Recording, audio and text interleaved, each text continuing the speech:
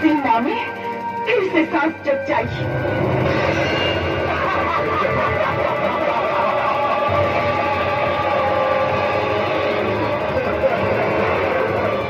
लैला के बारे में तो सुन ले रानी कि पत्थर के फूल बना दे। आज अपना बहन के प्यार की ताकत भी देख लेता है। हाँ? दिखो तो अपन प्यार की ताकत। तो आज फिर दुआ और तक असर लाई।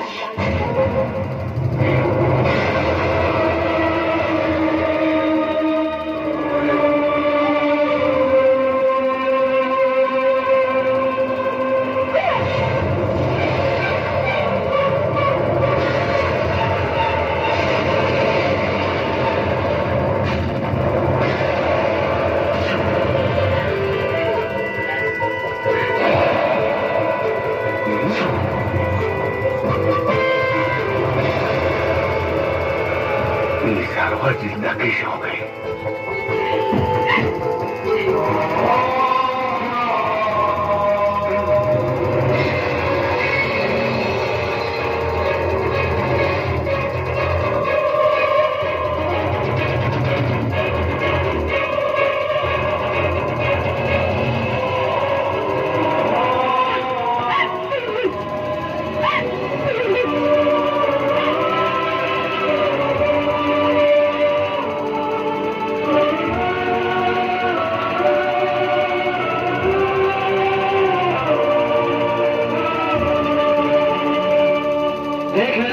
सहरा में फर्क।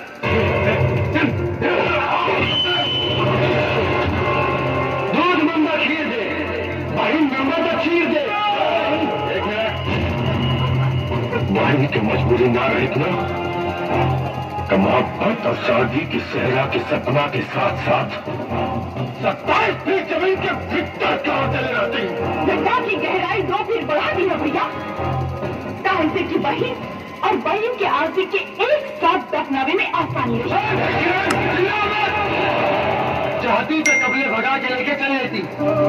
राजेश्वर सिंह के मान मर्यादा गली के कुत्ता नाप दी। पाकिस्तान के सम्मान बहनोई के जान से ज्यादा कीमती है। देह के दर्द और माथा से निकला खून देख के कीमत के अंदाजा हो गई था।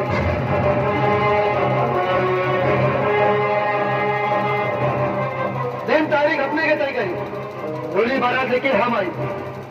दुल्हन के ले जाए में डंगा डलनी तो बहनोई के डंडा ससुरारी में झंडा बना के फहराने के पड़ी।